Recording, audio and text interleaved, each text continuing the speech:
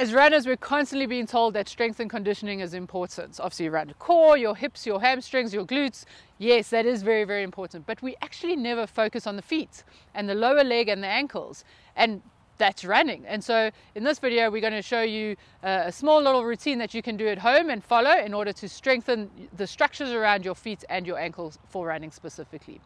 My name is Shona Hendricks, this from CoachParry.com, where we make you fitter, faster, and stronger. You may have heard the term Shona just mentioned, foot core.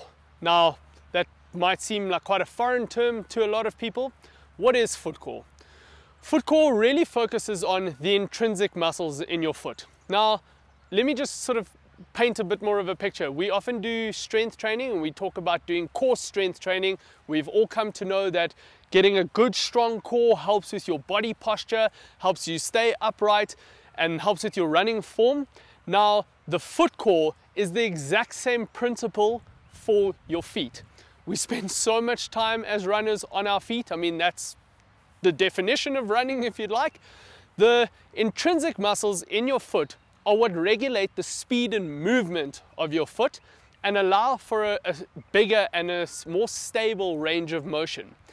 Those little intrinsic muscles in the foot, so you can imagine all the little muscles that fire between the toes, in the foot itself, in your arch of your foot, those muscles then help support the more structural supportive muscles up into the calf. So we need to make sure that we're not just focusing on the big muscle groups the whole time, and we really try and focus on the smaller muscles that are going to help your feet from fatiguing, or they're going to delay that fatigue factor in your foot as well. And we know some of us struggle with plantar fasciitis and those sort of injuries.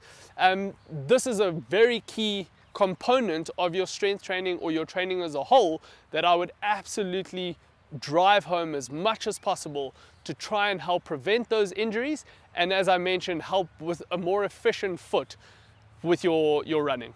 So we're talking about strengthening the feet and the ankles and the lower limb, and you might be thinking that I'm a little bit crazy as to why we're doing that, but let me just explain structurally what we're looking at here. If you think about your core, okay, your core is essentially held all the muscles around your spine, small stabilizing muscles that really hold everything together, and bigger muscles that are the movers around your core.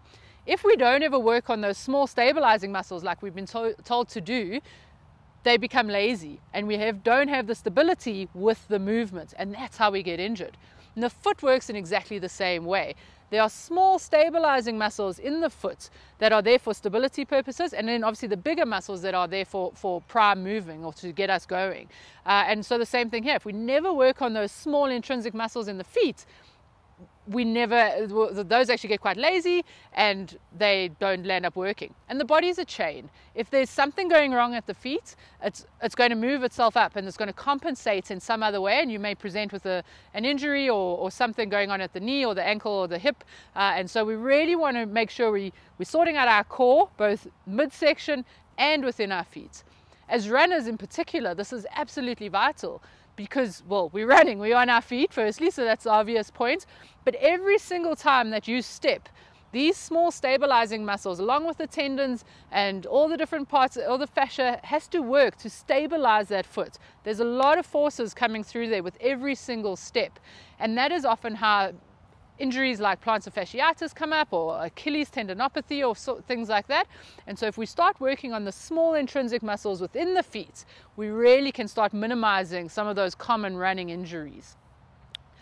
When we're running as well, part of how we run, there's different mechanics within your toe, there's different mechanics within the ankle, and we need to start getting some flexibility or mobility within the toe. Every time we step off, part of the running is called a toe off, where you land on your toe and you push off, and that happens with every single step. And if you're running a 5K or an ultra marathon, just think about how many steps that is. And so we really have to start looking after our feet and training the muscles within our feet to help us become better runners and help minimize injuries. So how often do we actually need to be doing the foot core exercises? With strength training as a whole, we generally recommend, or the science recommends, at least 3 sessions a week. Now we know that that's not always possible. Not everyone has that time.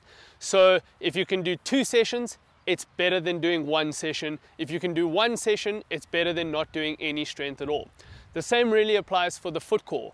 Now, the foot core exercises, doing all the exercises that we recommend in our program usually takes anywhere between 10 to 15 minutes. So it's really short. You could get away with doing this while you're sitting at your dining room table in the evenings, in front of TV in the evenings. So it's not something that's really loading, really taxing on the body, and won't have too much of a negative effect on your next training session.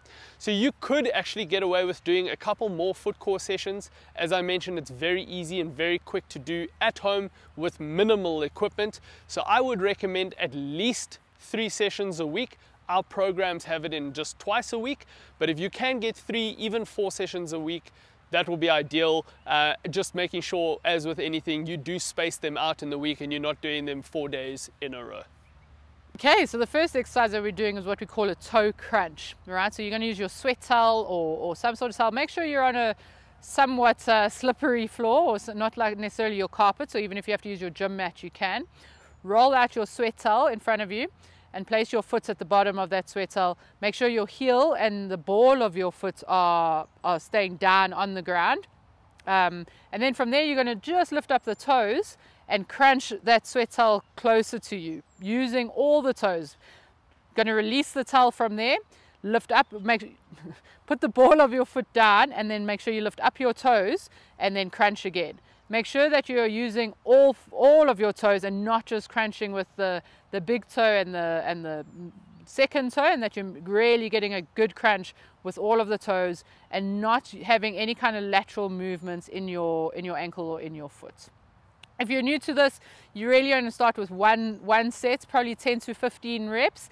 And as you get better and better and better, you can progress that to perhaps 2 to 15 reps, 15 to 20 reps as you're going along. Next one, calf raise with a ball. All right, so for this exercise, we are going to be doing a calf raise. I'd like you to have a ball of sorts, a cricket ball or a hockey ball, or a baseball, depending where you are in the world, between your heels. Okay, so preferably do this exercise barefoot. Put the ball between your heels. Don't let it creep up in between the Achilles. And what you want to do here is you want to squeeze the ball with your heels while you're doing a calf raise. So pushing up onto the toes and the whole time squeezing that ball. What you'll feel is that the inside of your leg, on the inner part of your leg on the inside starts working. That's a stabilizing muscle called posterior tibialis, and that is really important, and that's what we're trying to work on here. The other important thing to do here is to make sure you keep the pressure on the ball of the foot. As you're coming down from the calf raise, don't let the foot roll over. Make sure you're keeping the pressure on the ball of the foot. If you're new to these sorts of exercises, again, you want to start with one set, probably 8 to 10 reps. If you are wanting to progress and build up from there, you can go to 2 to 3 sets of around 10 to 12 to 10 to 15 reps. All right, the next exercise is a big toe lift. For this exercise, you may be wondering, it's almost like a bicep curl for your big toe. You want to sit with you want to preferably be seated for this exercise first up.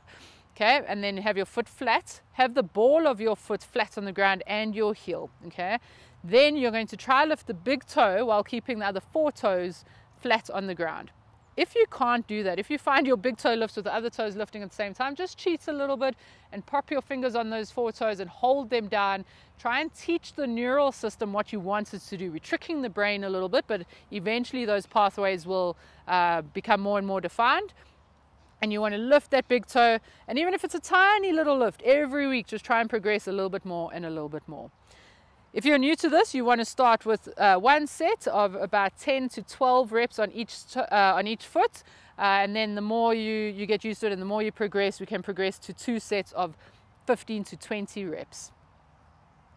Okay, the next one is big toe lift progression. So for this exercise, if you've managed to do the big toe lift well without cheating and putting your fingers on your toes, you are going to now use a mini band. You're going to loop the mini band around your other foot and give that as a bit of resistance on the band. So you're going to place the band under the ball of your the foot that's doing the exercise, and then from there, keeping the band under the ball of the foot, try and lift the big toe without letting that band slide out, and that's really going to isolate that muscle under the foot and really give it a good sort of exercise from there.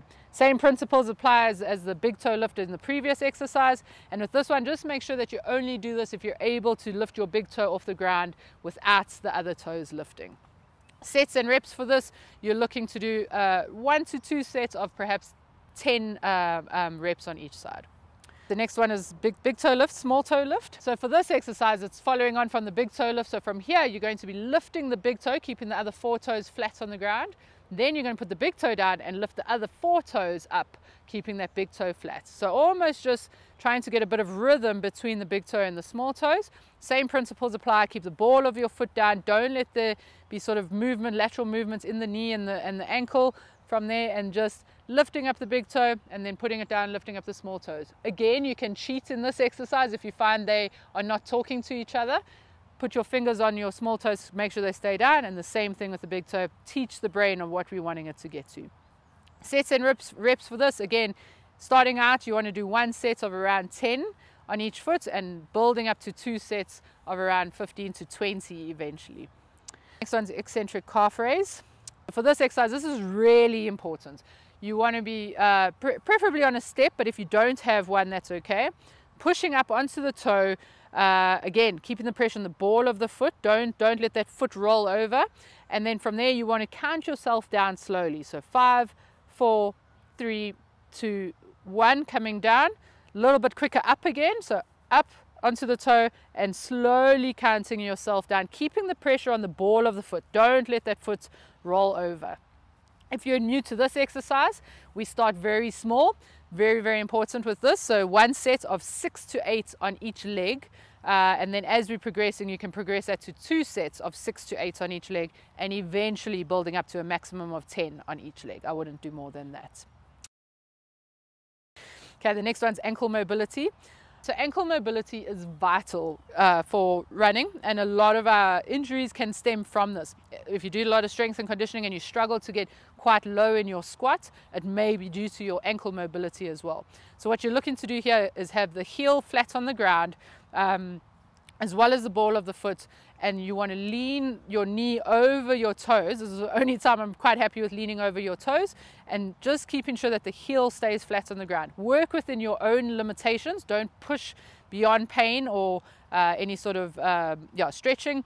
Don't push too hard. Work within your own limitations, and we're looking for at least 10 reps on each side. You can build that up to maybe 12, but I wouldn't do more than 12 reps.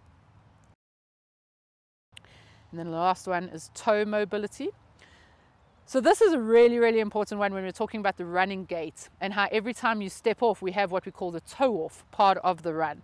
And if you don't have the mobility or the flexibility to get your toes into that position, you're never really going to be able to maximize the amount of power that you can get out of that movement. And so what we want to do here is you're going to sit on your feet with your toes sort of extended, so sitting down on your toes and putting some weight on your toes. It's going to be uncomfortable. Again, don't push through your limitations. If it's hurting, give yourself a little bit of a break, take the weights off, and then sit back down again. Here we want to build up to eventually getting to 90 seconds to 2 minutes, but start small. Start with 30 seconds, then the next time you do it, build up to 40, build up to 50, and so on and so on. Again, if there is pain, don't push through that pain. Start to see where you're feeling the weaknesses and build up slowly from there. Thanks for watching. If you did get any value out of this video, just hit the like button, and also be sure to check out any of our other videos on screen now.